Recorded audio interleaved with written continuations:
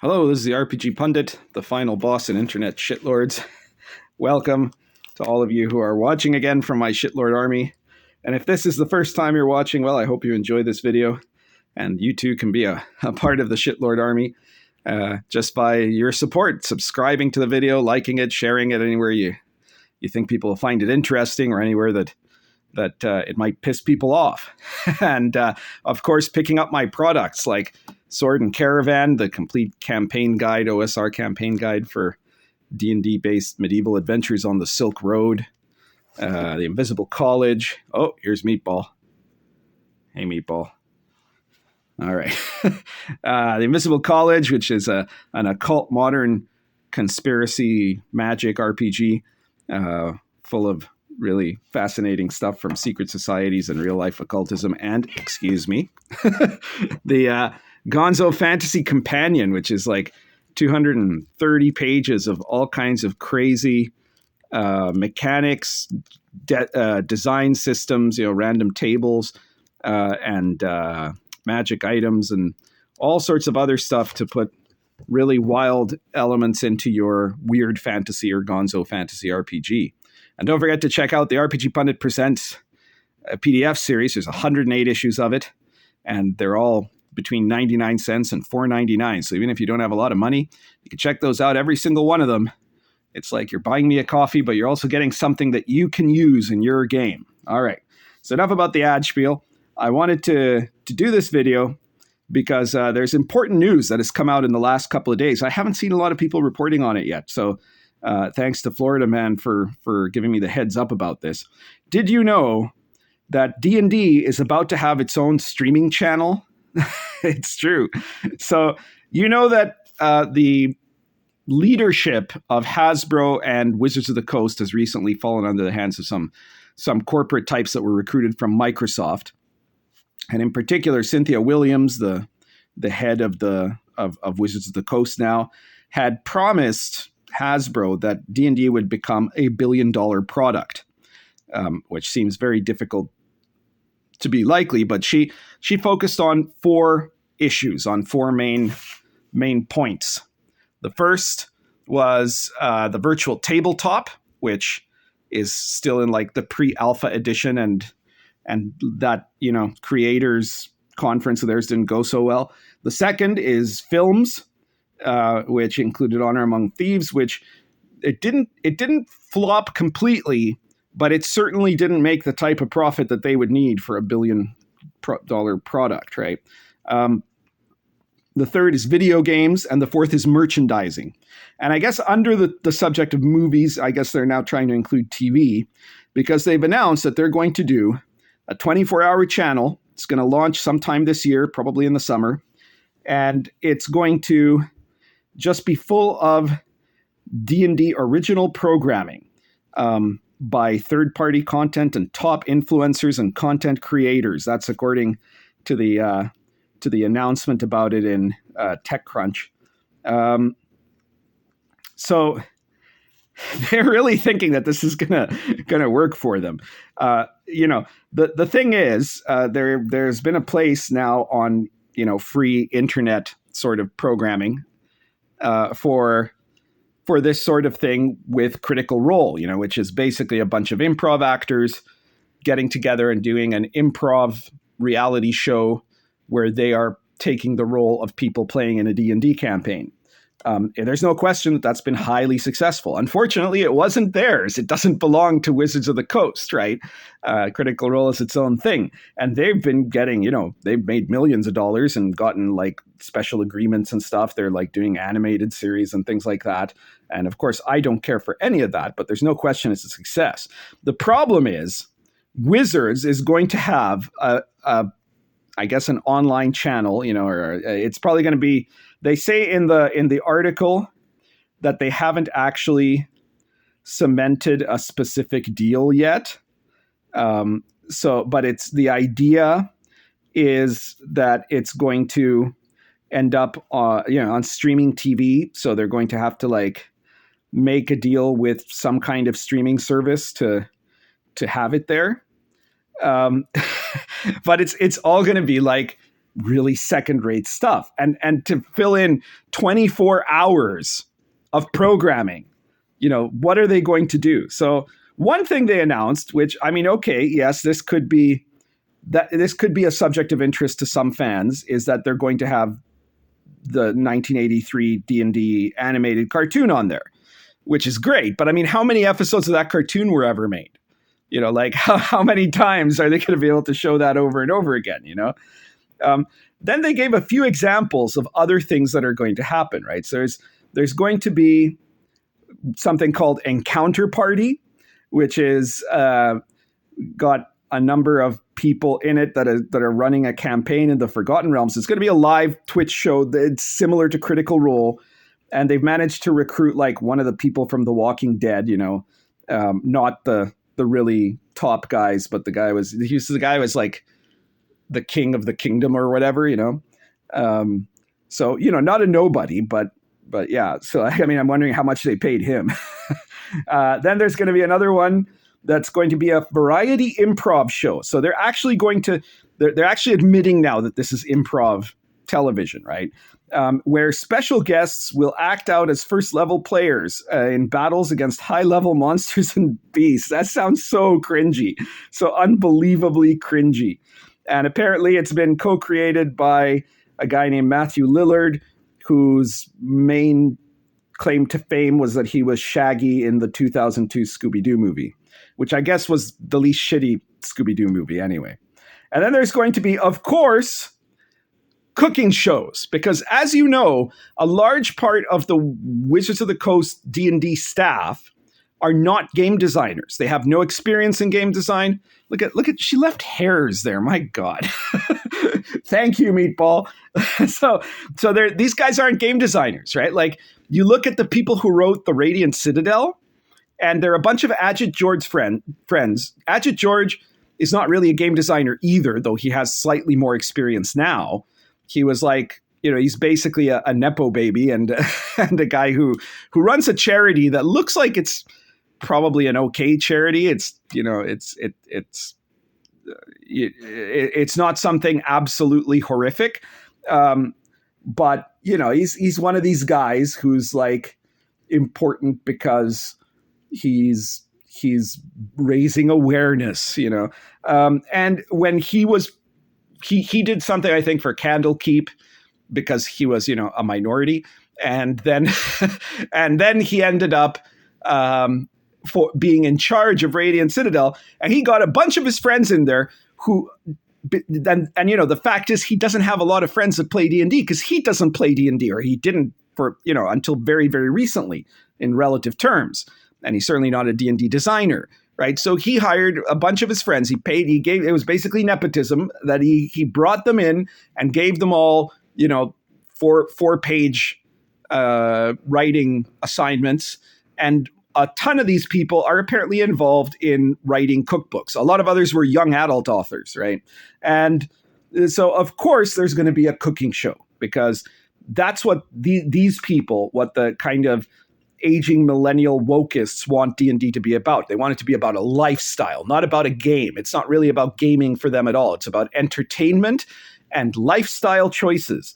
And so the Heroes Feast is going to be a cooking competition based on the recipes of the best-selling cookbook, Heroes Feast, which is supposedly D&D based food, I guess. It's just complete nonsense, right? I don't know a single gamer who has that or would ever want to have that. So it's just, ridiculous. And so, yeah, that's the sort of thing you're going to expect on this channel. and there's not much more to say at this moment, but I thought I'd bring attention to this just so you can be some of the first people to realize what a, garbage fire that this is going to be, right? Like, this is going to be like watching driving past a car accident. You're going to be looking, you don't really want to look, but like some dark part of your human instinct is going to make you look at what's going on, at the atrocity that is in front of you, and just, being shocked by it at the same time that you can't quite look away, So this is going to be really lamentable. The writer of TechCrunch, who is obviously some kind of WotC shill, is saying, it's nice to see content creators like Encounter Party, which have less recognition than Critical Role, getting to platform to showcase their collaborative stories. Well, again, that's a very good giveaway. They said the quiet part out loud. This isn't role playing; these are collaborative stories, right? They're improv acting to create an improv tale. But even he says, however, or she, I don't know who wrote this, says, however, we're curious whether the shows will draw a large audience. So even TechCrunch, who is simping for Wizards of the Coast, is pointing out, okay, this is going to be just horrific. It's going to be this. Who is going to watch this? The market for these sorts of specialty channels might be growing, but this is not the sort of thing like, there's been a lot of them that have collapsed, right? Stuff that nobody really wanted. And, a lot of the most successful stuff is either the really big boys like Netflix, HBO, etc. And even they have had some serious issues over the years. Disney Plus just lost 6.4 million subscribers over the last 6 months. That's pretty telling about how that's going. Are even these people, first of all, how many of the people that actually watch this will have the money to pay a subscription for this? Maybe if it's already packaged into some collection of channels that they already have, if it just ends up being added, they might watch. But if they're not getting it for free, why do this when there are tons of shows you can watch for free on YouTube? And these there's nothing in this that indicates they're going to be even slightly better. And in fact, they're likely to be worse, right? Just because you watch Critical Role doesn't mean you're going to watch other shows like this. Some people might, but even then, are you going to watch the ones that you have to pay for? Come on, So I think that this is, even at the end here, the person that wrote this, who wrote this anyways, is it anyone I don't know? Lauren Forrestal. Okay, so it's a woman, but no idea who that is apart from that. Or at least it's someone with a female name. That's all you can say these days. Even they say at the end, it's certainly a fascinating move on WotC's part, and it might be a pleasant surprise for fans. Or it could flop. Who knows? Even the people that are that clearly, Wizards probably very selectively, apparently they sent this to Variety and then TechCrunch reported on it. And one is assuming that these are the people that they were hoping were going to give them the best possible results, It's sad. It's sad that even these people are super, super skeptical that this is going to be a success, right? Because it's not. Everybody can see this coming.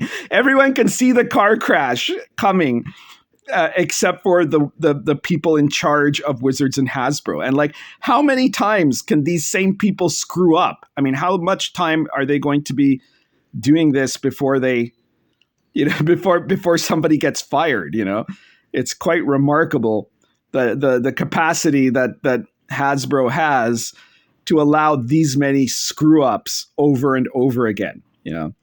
Dan Rawson, senior vice president of Dungeons and Dragons, was commenting on this. What did he say? Something got missing. Okay, here we go. He says, this is an amazing opportunity to create highlight exciting, engaging Dungeons & Dragons content and to serve our wide audience of existing fans and welcome a new wave of fans to the community. Now, first of all, Dungeons & Dragons doesn't have fans. It has gamers, okay? And yes, there's a thing related very distantly to Dungeons & Dragons, which is Critical Role and those sorts of shows that have people that never play D&D and do not want to play D&D. We know this. I did a video about this more than a year ago, I think, where it was, they did some surveys and more than half of the people that watch Critical Role don't play D&D and have never played D&D and are not interested in playing D&D. They're interested in watching Critical Role. But they're interested in watching, therefore, specifically Critical Role. They might be interested in watching some other stuff. But this is a part of the huge problem of what Wizards is trying to do. I mean, they're trying to squeeze money out of something that is never going to reach the amount of money that Hasbro wants. So instead, they're trying to change it into another thing. They want to change Dungeons and Dragons into a passive consumer activity that they can charge you for repeatedly. So, going to the movies, watching TV shows, buying merch. This is not what, people who do this don't get to call themselves D&D. And part of the reason that the wokeists are on side with this is because having all these people that don't actually play D&D, but that they can claim are part of the community and therefore, what would it be? Stakeholders that have a voice, that they get to talk about ousting, toxic people from the hobby, like people that actually play D&D. That's what they're into.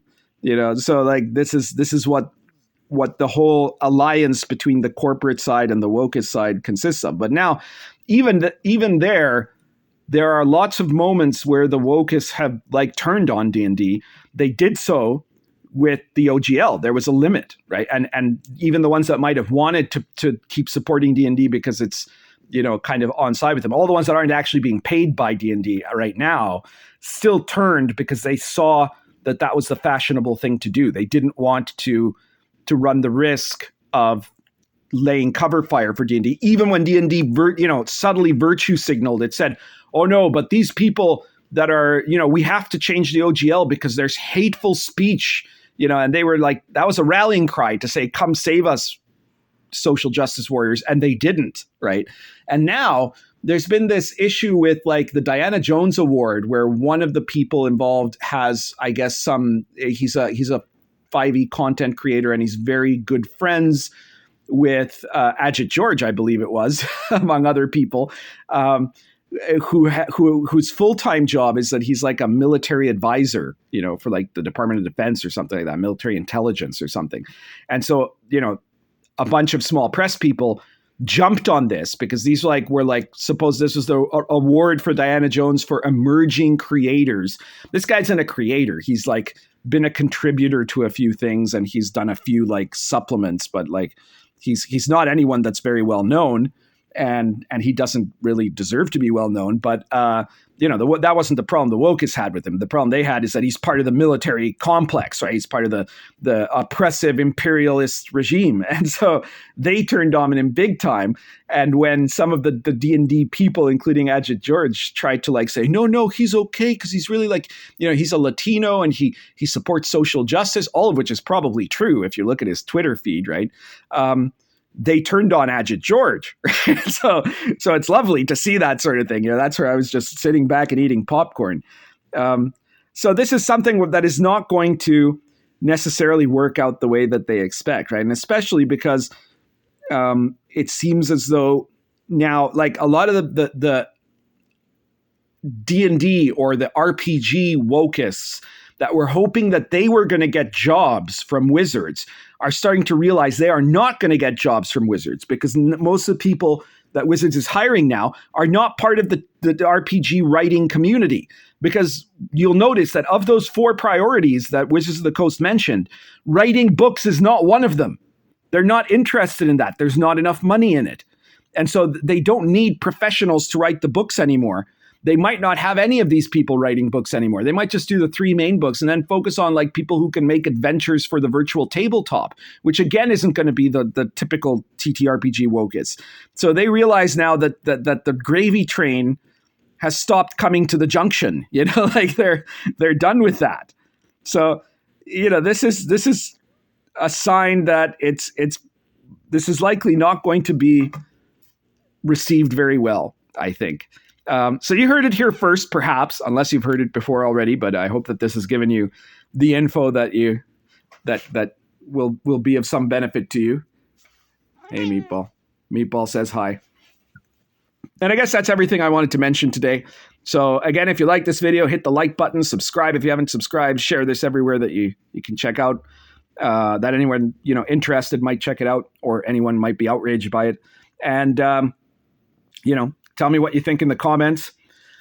And again, check out on the description to this video. You'll have links to all of my products. I've got literally hundreds of products. So you're bound to find something that you're going to find really interesting, whether it's in book format or PDF. And yeah, be sure to check them out because my stuff is made for gamers. All of my stuff, the first priority, even, my historical, medieval authentic books like Sword and Caravan and Lion and Dragon and Dark Albion are made with playability as the first priority, always, and they're made for gamers. So if that's what you're looking for, you've come to the right place. And that's everything for today. I'm not currently smoking anything because right now I'm in the middle of cooking. I'm just letting something boil, and it's probably boiled by now. So see you later, guys. Later, Meatball. Bye, Meatball. Say bye.